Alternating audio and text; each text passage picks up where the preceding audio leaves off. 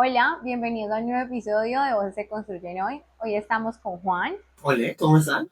Juan es un activista que ha trabajado para múltiples plataformas acerca de derechos sexuales y reproductivos, enfocado en derechos LGBT y aún más que todo trabajando en UNICEF y Profamilia. Queremos conocer un poquito de ti, cuéntanos qué haces. Yo llevo ya una década haciendo activismo principalmente para personas LGBT, pero en general es un activismo por derechos sexuales y derechos Ok, reproductivos. nosotros lo que queremos con este episodio es que ustedes puedan conocer acerca de derechos sexuales y reproductivos y nosotras también podemos hacer algunas preguntas que ustedes saben que no tenemos mucho conocimiento, pero es un tema del que tenemos que hablar. Queremos empezar hablándote acerca de qué son estos derechos sexuales y reproductivos. Bueno, los derechos sexuales y reproductivos no son nada muy complicado, son los derechos humanos trasladados al disfrute de la sexualidad. Lo que como humanidad hemos acordado como principios básicos, lo pasamos a lo que nos exige la sexualidad.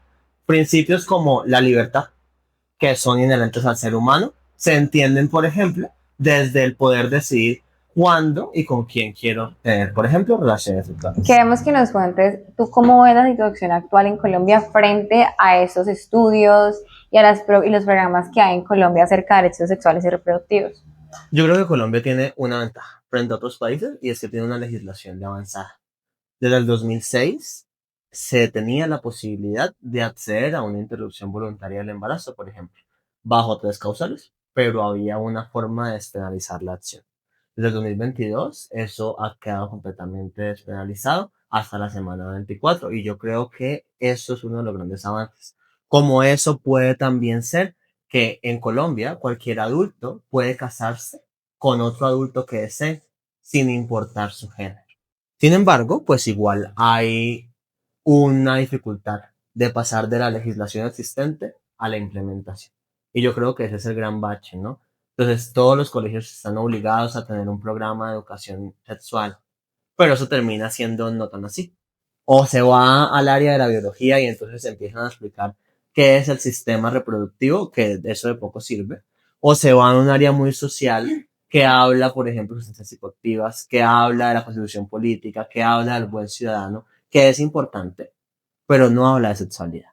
Entonces nos quedamos siempre con esa brecha entre lo que está en el papel y lo que pasa realmente en las calles. Entonces yo no sé, llega un momento donde no sabría si escoger un país donde dos mujeres pueden casarse, pero para llegar a la notaría tienen que pasar por múltiples insultos, o un país donde dos mujeres pueden ir de la mano sin ningún problema, pero nunca podrían tener un matrimonio. Y creo que sigo sin saber la respuesta de no sé si me gustaría que la ley me protegiese o me gustaría que mis conciudadanos también lo hicieran.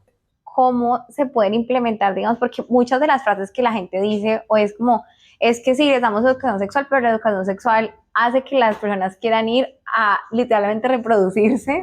Entonces, ¿cómo, cuál es la relación y si no hay una relación? Porque esta frase es como tan común en los adultos. Y a la gente le fascina hablar de educación sexual de muchas maneras y muchas de ellas es bajo la desinformación.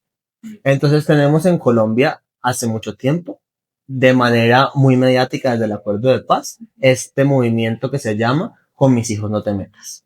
Y hablamos de ideología de género como si fuese cualquier cosa. En las últimas elecciones es un tema que vuelve a coger ruido, pero que al final no sabemos bien qué es. No puede ser todo y parece el coco y se mete todo allí.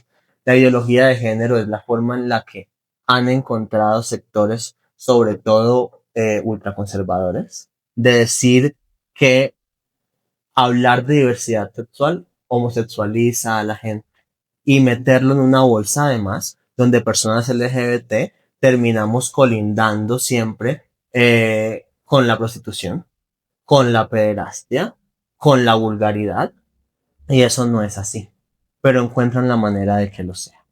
Una educación sexual que se hace bien entiende que es necesaria, ¿no? Que con mis hijos no te metas, ojo porque es importante hablar a los niños.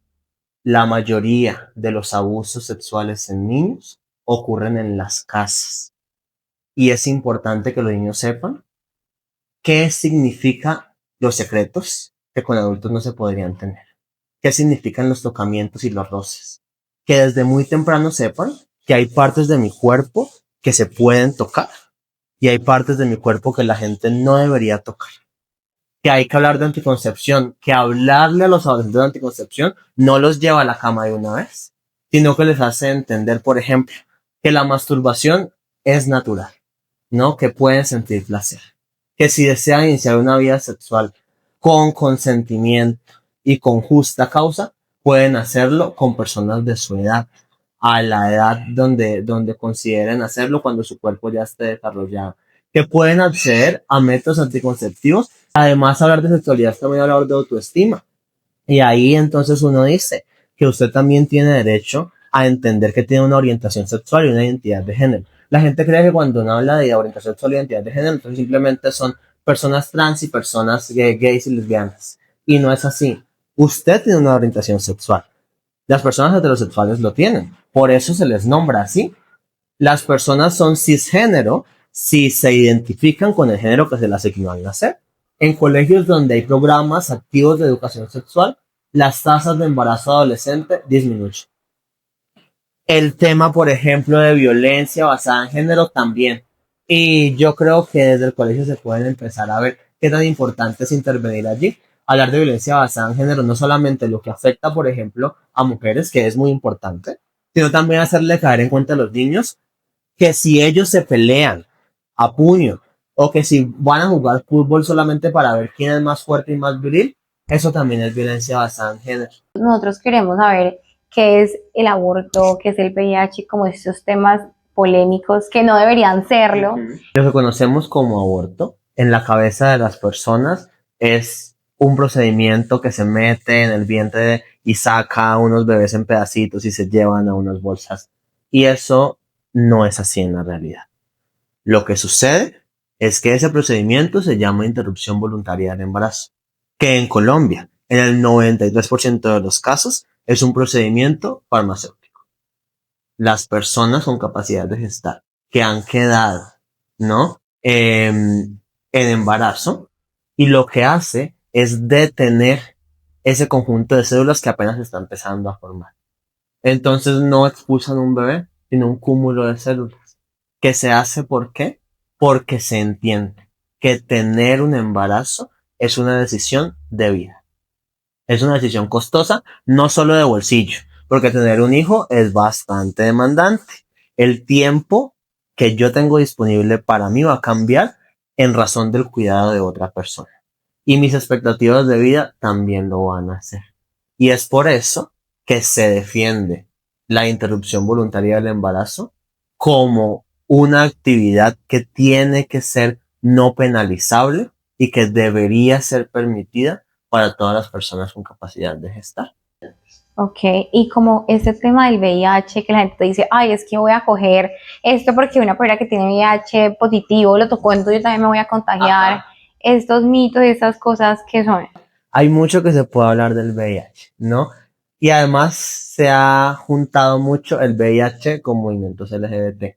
Incluso, como dato curioso, en un momento el VIH se llamaba el virus de las 4 Hs, ¿no? Porque se creía que solamente le daba a hemofílicos, a personas usuarias de heroína, a haitianos y a homosexuales. Los dos primeros por esa exposición a las transfusiones sanguíneas, digamos con instrumentos no esterilizados, y los dos últimos por unas sociabilidades sexuales que son un poco más limitadas. Hay más personas heterosexuales que homosexuales, sobre todo en un momento donde no había redes sociales, pues los círculos eran muy cerrados. Lo mismo para personas en situación de migración, como las personas haitianas, que además tenían un proceso de racialización que hacía que solamente se limitaran a tener contacto sexual en unos círculos muy reducidos. Pero lo que pasa y lo que conocemos hoy es que el VIH es un virus que puede dar a cualquier persona que tenga una relación sexual, anal, vaginal u oral, sin protección, que no es una sentencia de muerte. Hoy hay acceso a una terapia que se llama terapia antirretroviral para cualquier persona que teste positivo en un examen de VIH. Y es lo que va a impedir que esta persona tenga y llegue a una etapa donde se llama SIDA, síndrome de inmunodeficiencia humana. Entonces, mira que este dato súper importante es que yo, de verdad, yo no sabía o no tenía conocimiento como de que esas eran dos etapas de la enfermedad diferentes. Sí. O sea, lo que yo tenía entendido es que a todo el mundo le da... Como que veía ser una Sí. cosa parecida. Exactamente, Sí. como que a todo el mundo le da lo mismo y ya. Es un solo virus, que se llama el virus de inmunodeficiencia humana, que se transmite por contacto sexual principalmente, y por eso se llama infección de transmisión sexual. Solo por eso, no. También podría transmitirse, por ejemplo, a través de la lactancia, de madre a bebé, o podría también transmitirse por vía sanguínea, ¿no? Por tener una transfusión sanguínea con una persona pues que vive con VIH. Digamos un ejemplo, yo no sé, voy al baño. Ajá. Y el baño estaba sucio, entonces pues da la casualidad que sin querer que me unté algo en la pierna. A mí no se me pasaría el virus ni nada por el estilo. Ok. No tiene nada que ver, por eso se llama infección de transmisión sexual. Si no es por contacto sexual o por contactos de fluidos como la sangre o la leche materna, no hay infección alguna. Entonces, si yo vivo con VIH, orino y usted toca la orina mía por accidente, por lo que sea, eso no implica que usted va a tener. Eso no es una forma de infección. La orina no es un fluido con la capacidad de transmitir el VIH. No, incluso podríamos pensar que es por contacto sanguíneo, entonces si me pico un zancudo así también. Pero es que el organismo del zancudo no tiene la capacidad de procesar el virus, entonces no te lo va a pasar. Cuando estuvo todo este tema del pico del VIH acá en Colombia, uno tenía las conversaciones con, digamos, con la gente y le decía, no, pero es que me da miedo ir al baño, me da miedo que alguien me toque, o yo voy a dejar de salir, o que no sé, que el café, de pronto la mesera estaba infectada y se propaga el virus. Y es una forma también de crear desinformación y pánico que está afectando especialmente a personas que viven con VIH. Claro, es cierto. Otra de las cosas que a nosotros nos interesa es cómo tú relacionas todos estos temas del género, la sexualidad y todo eso con el tema económico, digamos, con las desigualdades sociales. ¿Esto tiene alguna relación que vos digas, no, pues sí, o...? Hay relación en muchos lados, ¿no? En Colombia, por ejemplo, se protege que las personas que están en su adolescencia, menores de 18 años, tengan un matrimonio. Los matrimonios o esas uniones infantiles serviles quedaron prohibidas desde el año pasado en Colombia, precisamente para entender que este matrimonio era muchas veces una forma de explotación sexual infantil y que hacía que hubiese dependencia económica, principalmente de niñas a hombres muy mayores, y que además hubiese abuso sexual toda la vida. Y eso es un tema económico muy grande porque terminan dependientes del marido. Otro tema, el tema de embarazos adolescentes, ¿no? Una persona que asume un embarazo adolescente tiene afectaciones directas, por ejemplo, en el poder entrar a la educación. Y sabemos que acceder a educación, al menos a educación terciaria, es determinante para los ingresos que va a tener una persona y las expectativas que va a tener a lo largo de la vida. Sabemos también que el tema de mortalidad materna, no atender a las personas que tenemos en embarazo, a las mujeres en embarazo, le cuesta al bebé que viene en camino. No es lo mismo vivir con un padre que con dos, no solamente a nivel económico, sino también a nivel emocional. O el tema, por ejemplo, de la discriminación a personas con identidades y orientaciones de género diversas, pues tiene unos efectos también en la empleabilidad de las personas y en los ingresos que va a tener en su vida. Es comprobado pues que cuando una persona tiene una identidad de género diversa o una expresión de género que se sale de lo convencional, la persona que entrevista es más reticente a entregarle el puesto porque ve falta de seriedad, porque ve flaquear esa capacidad de liderazgo, cuando realmente no es así.